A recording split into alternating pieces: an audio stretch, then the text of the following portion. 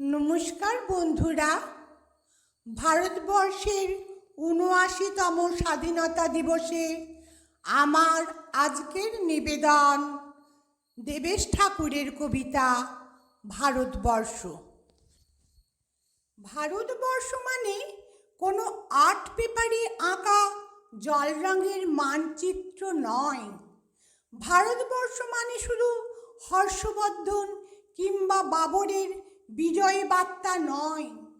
ভারতবর্ষ মানে বিজয় সিংহের সিংহল জয়ের ফ্যাসিস্ট গৌরবগাথা নয়।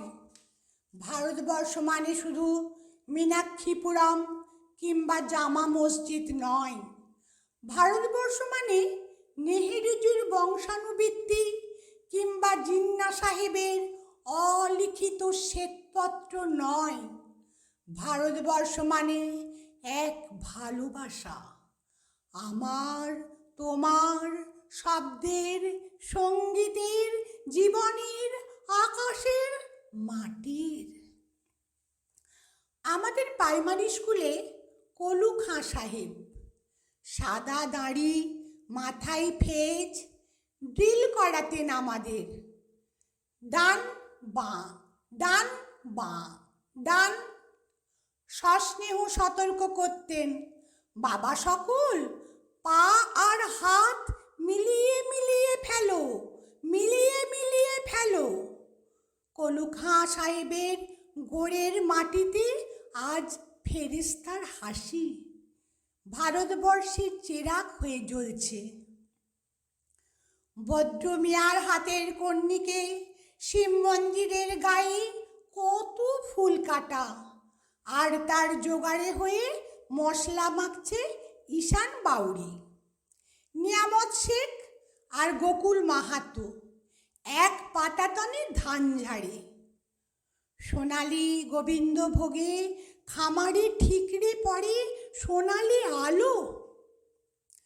বদন মাঝি ডাঁট টানত যুবতী গঙ্গায়, বৈঠা ধরত হোসেনুর মাঝি, বলতো সামলে চলো মাঝি,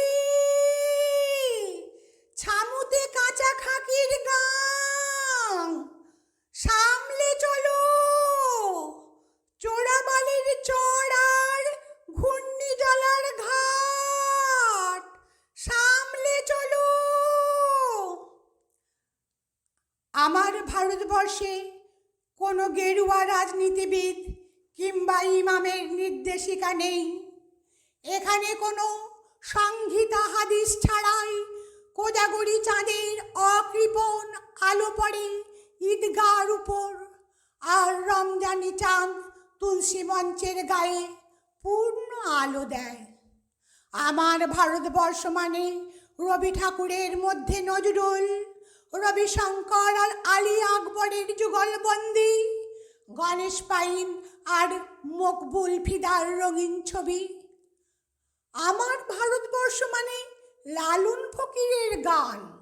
আমার ভারতবর্ষে আমি শুনেছি মোহাম্মদ রফির সঙ্গে লতার ডুয়েট, দেখেছি পাল্লা দিয়ে আজাহারের সঙ্গে সচিনের দৌড়, খেলার মাঠের প্রান্তে দাঁড়িয়ে শুনেছি নঈমুদ্দিনের তদারকি চিৎকার, বিজয়ন, আকিল, কুলজিৎ, বাইচুং, মাঠটাকে আরো বড় করো, আরো বড়। মাঠ দিন দিন ছোট হয়ে যাচ্ছে, ভারতবর্ষের